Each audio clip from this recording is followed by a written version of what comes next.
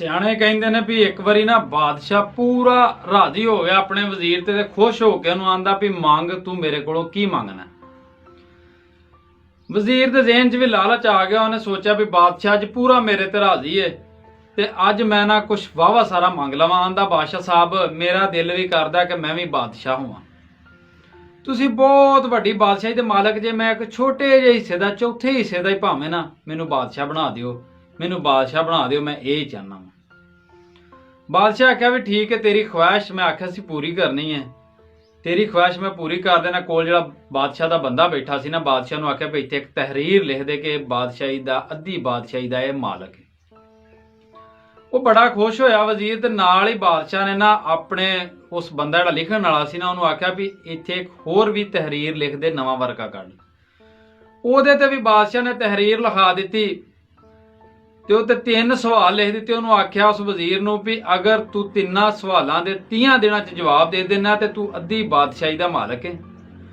ਅਗਰ ਤੂੰ ਜਵਾਬ ਨਹੀਂ ਦਿੰਦਾ ਤੇ ਜਿਹੜਾ ਪਹਿਲੀ ਤਹਿਰੀਰ ਤੈਨੂੰ ਅੱਧੀ ਬਾਦਸ਼ਾਹੀ ਦੀ ਮੈਂ ਲਿਖ ਕੇ ਦਿੱਤੀ ਹੈ ਕੈਂਸਲ ਹੋ ਜਾਏਗੀ ਤੇ ਤੈਨੂੰ ਸਜ਼ਾਏ ਮੌਤ ਦੇ ਦਿੱਤੀ ਜਾਏਗੀ, ਤੈਨੂੰ ਕਤਲ ਕਰ ਦਿੱਤਾ ਜਾਏਗਾ। ਵਜ਼ੀਰ ਨੂੰ ਪਹਿਲਾਂ ਤਾਂ ਬੜੀ ਖੁਸ਼ੀ ਹੋਈ, ਲੇਕਿਨ ਬਾਅਦ 'ਚ ਪੈਰਾਂ ਥੱਲੋਂ ਜ਼ਮੀਨ ਨਿਕਲ ਗਈ, ਤਰੇਲੀਆਂ ਆ ਗਈਆਂ, ਮੱਥੇ ਤੇ ਪਸੀਨਾ ਆ ਗਿਆ ਵੀ ਇਹ ਤੇ ਨਵਾਂ ਹੀ ਕੰਮ ਖੁੱਲ ਗਿਆ। ਜਦੋਂ ਸਵਾਲਾਂ ਵਾਲਾ ਪਰਵਾਨਾ ਉਹਦੇ ਹੱਥ 'ਚ ਫੜਾ ਦਿੱਤਾ ਗਿਆ ਤੇ ਨਾਲ ਉਹ ਬਾਦਸ਼ਾਹੀ ਵਾਲਾ ਵੀ ਫੜਾ ਦਿੱਤਾ ਤੇ ਉਹਨੇ ਆਖਿਆ ਵੀ 30 ਦਿਨਾਂ ਬਾਅਦ ਆ ਜੀ, ਅਗਰ ਜਵਾਬ ਦੇ ਤੇ ਅੱਧੀ ਬਾਦਸ਼ਾਹੀ ਤੇਰੀ ਹੋਏਗੀ, ਅਗਰ ਜਵਾਬ ਤੂੰ ਨਾ ਦੇ ਸਕਿਆ ਤੇ ਤੇਰਾ ਸਿਰ ਕਲਮ ਕਰ ਦਿੱਤਾ ਜਾਏਗਾ। ਹੁਣ ਉਹ ਵਿਚਾਰਾ ਟੁਰ ਪਿਆ, ਉਸੇ ਤਰ੍ਹਾਂ ਹੀ ਘੋੜੇ ਤੇ ਚੜ ਗਿਆ, ਸ਼ਾਹੀ ਲਿਬਾਸ ਉਹ ਵਜ਼ੀਰਾਂ ਵਾਲਾ ਪਾਇਆ ਸੀ, ਉਹਨੇ ਨੱਸਣ ਲੱਗ ਪਿਆ। ਹਰ ਸਿਆਣੇ ਬੰਦੇ ਕੋਲ ਜਾਏ, ਕਿਸੇ ਕੋਲ ਕੋਈ ਜਵਾਬ ਲੱਭੇ, ਕਿਸੇ ਕੋਲ ਕੋਈ, ਲੇਕਿਨ ਉਹਦਾ ਦਿਲ ਮੁਤਮਿਨ ਨਾ ਹੋਵੇ। ਪੂਰੇ ਸ਼ਹਿਰ ਦੇ ਸਿਆਣੇ ਮੁਫੱਕਰ ਜੋ ਵੀ ਸਿਆਸਤਦਾਨ ਜੋ ਵੀ ਲੱਭੇ ਨਾ ਨੂੰ, ਹਰ ਬੰਦੇ ਕੋਲੋਂ ਗਿਆ। ਜਦੋਂ ਉਹਨੂੰ ਨਾ ਜਵਾਬ ਲੱਭਿਆ ਤੇ ਖੀਰੀ ਨਾ ਉਹਨਾਂ ਨੇ ਦਰਿਆ ਨੂੰ ਘੋੜਾ ਕਰ ਲਿਆ। ਜਾ ਕੇ ਵੇਂਦਾ ਤੇ ਦਰਿਆ ਦੇ ਕਿਨਾਰੇ ਤੇ ਨਾ ਇੱਕ ਬਜ਼ੁਰਗ ਝੁੱਗੀ ਪਾ ਕੇ ਬੈਠਾ ਤੇ ਉਹਦਾ ਕੁੱਤਾ ਇੱਕ ਪਿਆਲੇ ਦੇ ਵਿੱਚ ਦੁੱਧ ਪੀ ਰਿਹਾ ਤੇ ਖੁਦ ਬਜ਼ੁਰਗ ਜਿਹੜਾ ਨਾ ਉਹ ਪਾਣੀ ਦੇ ਵਿੱਚ ਭਿਉਂ ਕੇ ਤੇ ਸੁੱਕੀਆਂ ਰੋਟੀਆਂ ਖਾਣ ਡਿਆ। ਜਦੋਂ ਉਹਨੇ ਵੇਖਿਆ ਨਾ ਘੋੜੇ ਦੇ ਉੱਤੇ ਵੀ ਬੰਦਾ ਪਰੇਸ਼ਾਨ ਹੈ ਤੇ ਹਾਲਾਤ ਭੈੜੇ ਤੇ ਪਾਇਆ ਸ਼ਾਹੀ ਲਿਬਾਸ ਹੈ, ਬੜਾ ਬਜ਼ੁਰਗ ਸੀ ਨਾ, ਉਵੇਂ ਸਮਝ ਗਿਆ। ਉਹਨੇ ਆਖਿਆ ਆ ਜਾ ਵੀ ਜਵਾਨਾ, ਜਿਹੜੇ ਕੰਮ ਤੂੰ ਆਇਆ ਨਾ ਸਹੀ ਜਗ੍ਹਾ ਤੇ ਪਹੁੰਚਿਆ, ਤੇਰਾ ਕੰਮ ਹੁਣ ਹੋ ਜਾਣਾ। ਵਜ਼ੀਰ ਘੋੜੇ ਤੋਂ ਲੱਥਾ ਤੇ ਘੋੜੇ ਤੋਂ ਲੱਥ ਕੇ ਨਾ ਤੇ ਉਹਦੇ ਕੋਲ ਬਹਿ ਗਿਆ ਤੇ ਉਹ ਬਜ਼ੁਰਗਾਂ ਦੇ ਥੱਲੇ ਜਿਹੜੀ ਚਟਾਈ ਪਈ ਸੀ ਨਾ, ਉਹ ਚਟਾਈ ਸਾਈਡ ਤੇ ਹਟਾਇਆ ਕਿਨਾਰਾ ਤੇ ਵਿਖਾਇਆ। ਨੇ ਕਿਹਾ ਥੱਲੇ ਸ਼ਾਹੀ ਲਿਬਾਸ ਨਜ਼ਰ ਆਉਂਦਾ ਈ। ਵਜ਼ੀਰ ਪਰੇਸ਼ਾਨ ਹੋ ਗਿਆ, ਆਂਦਾ ਵੀ ਸ਼ਾਹੀ ਲਿਬਾਸ ਤੁਹਾਡੇ ਕੋਲ? ਉਹਨੇ ਕਿਹਾ ਮੈਂ ਵੀ ਤੇਰੇ ਵਾਂਗੂ ਸਵਾਲਾਂ ਦੇ ਜਵਾਬ ਹੀ ਲੈਣ ਆਇਆ ਸਾਂ ਤੇ ਮੈਂ ਉਦੋਂ ਦਾ ਸ਼ਾਹੀ ਲਿਬਾਸ ਲਾ ਕੇ ਇੱਥੇ ਬੈਠਾ ਵਾਂ। ਵਜ਼ੀਰ ਨੇ ਪੁੱਛਿਆ ਵੀ ਬਜ਼ੁਰਗੋ ਤੁਹਾਨੂੰ ਤੁਹਾਡੇ ਸਵਾਲਾਂ ਦੇ ਜਵਾਬ ਲੱਭ ਗਏ ਸਨ? ਉਹਨੇ ਕਿਹਾ ਮੈਨੂੰ ਲੱਭ ਗਏ ਸਨ, ਤਾਂ ਹੀ ਤੇ ਮੈਂ ਇੱਥੇ ਆ ਗਿਆ ਵਾਂ। ਉਹਨੇ ਆਖਿਆ ਵੀ ਮੈਨੂੰ ਹੁਣ ਤੁਸੀਂ ਦੱਸੋ ਦੇ ਸਵਾਲਾਂ ਦੇ ਜਵਾਬ। ਬਜ਼ੁਰਗਾਂ ਆਖਿਆ ਵੀ ਦੱਸਾਂ ਤੇ ਜ਼ਰੂਰ, ਪਰ ਪਹਿਲੇ 2 ਸਵਾਲ ਮੈਂ ਫ੍ਰੀ ਦੱਸਾਂਗਾ, ਤੀਸਰਾ ਸਵਾਲ ਜਿਹੜਾ ਤੇਰਾ ਆਖਰੀ ਸਵਾਲ ਹੋਏਗਾ ਉਹਦੇ ਮੈਂ ਪੈਸੇ ਲਾਂਗਾ ਤੇਰੇ ਕੋਲ, ਤੈਨੂੰ ਉਹਦਾ ਮੁਆਵਜ਼ਾ ਦੇਣਾ ਪਏਗਾ, ਮੇਰੀ ਸ਼ਰਤ ਪੂਰੀ ਕਰਨੀ ਪਏਗੀ ਤਾਂ ਮੈਂ ਜਵਾਬ ਦਿਆਂਗਾ। ਉਹ ਨਾ ਬੜਾ ਕਾਹਲੀ ਚਾਹੁੰਦਾ ਵੀ ਦੱਸੋ ਤੁਸੀਂ, ਬਸ ਮੈਂ ਕਿਸੇ ਕਿਸਮਤ ਦੇ ਵਿੱਚ ਵੀ ਤੁਹਾਨੂੰ ਨਾ ਉਹਦਾ ਮੁਆਵਜ਼ਾ ਜੋ ਤੁਸੀਂ ਆਖੋ ਤਾਂ ਮੈਂ ਕਰਾਂਗਾ, ਪਰ ਮੈਨੂੰ ਮੇਰੇ 3 ਸਵਾਲਾਂ ਦੇ ਜਵਾਬ ਦੇ ਦਿਓ। ਬਾਬੇ ਨੇ ਆਖਿਆ ਵੀ ਗੱਲ ਇਹ ਵੀ ਪੁੱਛ ਸਵਾਲ ਕਿਹੜੇ ਨੇ? ਉਹਨਾਂ ਆਂਦਾ ਵੀ ਸਭ ਤੋਂ ਵੱਡੀ ਹਕੀਕਤ ਕੀ ਹੈ? ਵਜ਼ੀਰ ਨੇ ਪਹਿਲਾ ਸਵਾਲ ਕਰਤਾ। ਉਹਨੇ ਕਿਹਾ ਸਭ ਤੋਂ ਵੱਡੀ ਹਕੀਕਤ ਇਹ ਵੇ। ਬਜ਼ੁਰਗਾਂ ਆਖਿਆ ਵੀ ਮੌਤ। ਮੌਤ ਹਰ ਕਿਸੇ ਨੂੰ ਆਉਣੀ ਹੈ, ਚਾਹੇ ਉਹਦਾ ਕਿਸੇ ਵੀ ਮਜ਼ਹਬ ਫਿਰਕੇ ਕਿਸੇ ਵੀ ਚੀਜ਼ ਨਾਲ ਤਲਕ ਹੈ, ਲੇਕਿਨ ਉਹਨੂੰ ਯਕੀਨ ਹੈ ਕਿ ਮੌਤ। ਦੂਸਰਾ ਸਵਾਲ ਉਹਨੇ ਕਿਹਾ ਜੀ ਸਭ ਤੋਂ ਵੱਡਾ ਧੋਖਾ ਕੀ ਹੈ? ਬਜ਼ੁਰਗਾਂ ਨੇ ਆਖਿਆ ਵੀ ਧੋਖਾ ਸਭ ਤੋਂ ਵੱਡਾ ਜ਼ਿੰਦਗੀ, ਕਿਉਂਕਿ ਜ਼ਿੰਦਗੀ ਦਾ ਕੋਈ ਪਤਾ ਨਹੀਂ ਕਿਹੜੇ ਮੋੜ ਤੇ ਇਨਸਾਨ ਦਾ ਸਾਥ ਛੱਡ ਜੇ।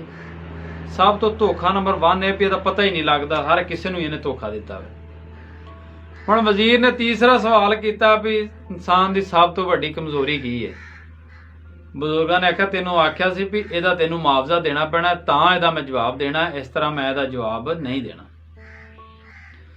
ਵਜ਼ੀਰ ਵਿਚਾਰੇ ਨੇ ਆਖਿਆ ਵੀ ਮੈਂ ਤੁਹਾਡੀ ਸ਼ਰਤ ਪੂਰੀ ਕਰਨਾ, ਦੱਸੋ ਤੁਸੀਂ। ਗੱਲ ਮੁਕਤਸਰ ਵੀ ਬਜ਼ੁਰਗਾਂ ਨੇ ਆਖਿਆ ਵੀ ਉਹ ਕੁੱਤਾ ਜਿਹੜਾ ਦੁੱਧ ਪੀਣ ਡਿਆ ਨਾ, ਬਚਿਆ ਹੋਇਆ ਦੁੱਧ ਤੂੰ ਪੀ ਜਾ ਤੇ ਤੀਸਰੇ ਸਵਾਲ ਦਾ ਜਵਾਬ ਮੈਂ ਦੇ ਦੇਣਾ। ਹੁਣ ਉਸ ਵਿਚਾਰੇ ਦੀ ਕਮਜ਼ੋਰੀ ਸੀ ਕਿਉਂਕਿ ਇਨਸਾਨ ਦੀ ਸਭ ਤੋਂ ਵੱਡੀ ਕਮਜ਼ੋਰੀ ਲਾਲਚ ਗਰਜ਼ ਇਹ ਵੇ। ਉਸ ਵਿਚਾਰੇ ਨੇ ਉਹ ਦੁੱਧ ਦਾ ਪਿਆਲਾ ਚੁੱਕਿਆ ਤੇ ਪੀ ਲਿਆ, ਨਾ ਚਾਹੁੰਦਿਆਂ ਹੋਇਆਂ ਵੀ ਪੀਣਾ ਪਿਆ। ਜਦੋਂ ਪੀ ਲਿਆ ਤੇ ਬਜ਼ੁਰਗਾਂ ਆਖਿਆ ਵੀ ਸਭ ਤੋਂ ਵੱਡੀ ਇਨਸਾਨ ਦੀ ਕਮਜ਼ੋਰੀ ਹੈ ਲਾਲਚ ਹੈ, ਜਿਹਦੇ ਵਿੱਚ ਆਣ ਕੇ ਤੂੰ ਪੀ ਗਿਆ ਵੀ ਮੈਂ ਅੱਧੀ ਬਾਦਸ਼ਾਹੀ ਦਾ ਮਾਲਕ ਬਣ ਰਿਹਾ ਵਾਂ। ਕਮਜ਼ੋਰੀ ਚ ਆਣ ਕੇ, ਲਾਲਚ ਆਣ ਕੇ ਬੰਦਾ ਬਹੁਤ ਕੁਝ ਕਰ ਜਾਂਦਾ ਵੇ। ਜਦੋਂ ਉਹਨੂੰ ਵੀ ਉਹਦੇ ਸਵਾਲ ਦਾ ਜਵਾਬ ਲੱਭ ਗਿਆ ਨਾ ਤੇ ਉਹਨੇ ਵੀ ਸ਼ਾਹੀ ਲਿਬਾਸ ਲਾ ਕੇ ਰੱਖ ਦਿੱਤਾ ਤੇ ਉੱਥੇ ਹੀ ਬਹਿ ਗਿਆ ਦਰਿਆ ਦੇ ਕਿਨਾਰੇ ਤੇ। ਉਹਨੇ ਆਖਿਆ ਮੈਨੂੰ ਵੀ ਬਾਦਸ਼ਾਹੀ ਨਹੀਂ ਚਾਹੀਦੀ। ਬਜ਼ੁਰਗਾਂ ਆਖਿਆ ਮੈਂ ਵੀ ਇਸੇ ਤਰ੍ਹਾਂ ਹੀ ਕੀਤਾ ਸੀ, ਜਦੋਂ ਮੈਂ ਵੀ ਅਸਲ ਹਕੀਕਤ ਤੇ ਪਹੁੰਚਿਆ ਸਾਂ ਤੇ ਬਾਦਸ਼ਾਹੀ ਛੱਡ ਦਿੱਤੀ ਸੀ ਮੈਂ। ਇਸ ਤੋਂ ਕਰਕੇ ਮੈਂ ਤੁਹਾਨੂੰ ਵੀ ਕਹਿਣਾ ਚਾਹੁੰਦਾ ਵੀ ਲਾਲਚ ਗਰਜ਼ ਨੂੰ ਪਿੱਛਾ ਕਰ ਦਿਓ। ਮਾਹ ਰਮਜ਼ਾਨ ਦਾ ਮੁਕੱਦਸ ਮਹੀਨਾ ਵੇ। ਮੈਂ ਕਿ ਕਿਤਾਬ ਪੜ੍ਹ ਰਿਹਾ ਸੀ, ਉਹਦੇ ਵਿੱਚ ਲਿਖਿਆ ਸੀ ਕਿ ਨੀਚੇ ਵਾਲੇ ਹੱਥ ਨਾਲੋਂ ਉੱਪਰ ਵਾਲਾ ਹੱਥ ਹਮੇਸ਼ਾ ਬਿਹਤਰ ਹੈ। ਇਸੇ ਕਰਕੇ ਤੁਸੀਂ ਵੇਖਣਾ ਪੀਰਾਂ ਨੇ ਇਸ ਤਰ੍ਹਾਂ ਕਰਕੇ ਨਜ਼ਰਾਨੇ ਲੈਣੇ ਸ਼ੁਰੂ ਕਰ ਦਿੱਤੇ ਨੇ ਵੀ ਅਸੀਂ ਉੱਤੋਂ ਚੁੱਕੀਏ। ਅਸਲ ਤੁਹਾਨੂੰ ਹਕੀਕਤ ਨਹੀਂ ਕੋਈ ਵੀ ਦੱਸਦਾ ਵੀ ਉੱਪਰ ਵਾਲਾ ਹੱਥ ਬਿਹਤਰ ਹੈ, ਕਿਉਂਕਿ ਇਹਦਾ ਮਤਲਬ ਇਹ ਸੀ ਕਿ ਦੇਣ ਵਾਲਾ ਹੱਥ ਬਿਹਤਰ ਹੈ। ਤੁਸੀਂ ਉੱਤੇ ਹੱਥ ਰੱਖੋ, ਕਿਸੇ ਨੂੰ ਦਵੋ। ਨੀਚੇ ਵਾਲਾ ਹੱਥ ਲੈਣ ਵਾਲੇ ਹੱਥ ਨਾਲੋਂ ਦੇਣ ਵਾਲਾ ਹੱਥ ਬਿਹਤਰ ਹੈ। ਜੇ ਉਹ ਦੇ ਰਿਹਾ ਨਾ, ਅੱਲਾਹ ਪਾਕ ਨੂੰ ਜ਼ਿਆਦਾ ਪਸੰਦ ਹੈ ਵੀ ਤੁਸੀਂ ਅੱਲਾਹ ਦੀ ਰਾਹ ਤੇ ਦੇ ਰਹੇ ਜੇ। ਇਹਨਾਂ ਗੱਲਾਂ ਤੋਂ ਜਿਹੜੇ ਪੀਰ ਨੇ ਨਾ, ਇਹਨਾਂ ਨੇ ਉੱਤੋਂ ਚੁੱਕਦੇ ਨੇ ਨਜ਼ਰਾਨਾ, ਇਸ ਤਰ੍ਹਾਂ ਕਰਕੇ ਫੜਦੇ ਨਹੀਂ। ਕਦੀ ਵੇਖੋ ਤੁਸੀਂ ਇੰਜ ਹੱਥ ਦੋ ਤੇ ਇੰਜ ਨਹੀਂ ਲੈਂਦੇ, ਤੁਸੀਂ ਇੰਜ ਕਰਕੇ ਲੋਕ ਦਿੰਦੇ ਨੇ ਤੇ ਉੱਤੋਂ ਪੀਰ ਚੁੱਕਦੇ ਨੇ। ਅਸਲ ਗੱਲ ਤੇ ਇਹ ਵੇ ਵੀ ਉੱਪਰ ਵਾਲਾ ਹੱਥ ਬਿਹਤਰ ਹੈ। ਉੱਪਰ ਵਾਲੇ ਹੱਥ ਦਾ ਮਤਲਬ ਇਹ ਨਹੀਂ ਵੀ ਤੁਸੀਂ ਉੱਤੋਂ ਚੁੱਕੋ। ਉੱਪਰ ਵਾਲੇ ਹੱਥ ਦਾ ਮਤਲਬ ਇਹ ਵੀ ਤੁਸੀਂ ਉੱਤੋਂ ਕਿਸੇ ਗਰੀਬ ਨੂੰ ਦਿਓ, ਉਹਦੀ ਮਦਦ ਕਰੋ ਜ਼ਿੰਦਗੀ ਦੇ ਵਿੱਚ। ਅਗਰ ਮੈਨੂੰ ਉਮੀਦ ਹੈ ਤੁਹਾਨੂੰ ਮੇਰੀ ਗੱਲ ਚੰਗੀ ਲੱਗੀ ਹੋਏਗੀ। ਅਗਰ ਮੇਰੀ ਚੰਗੀ ਲੱਗੇ ਤੇ ਇਸ ਗੱਲ ਨੂੰ ਸ਼ੇਅਰ ਜ਼ਰੂਰ ਕਰਿਓ। ਇਨਸ਼ਾਅੱਲਾ ਦੂਸਰੀ ਵਾਰੀ ਮਿਲਾਂਗੇ ਅਗਰ ਜ਼ਿੰਦਗੀ ਨੇ ਮੌਕਾ ਦਿੱਤਾ।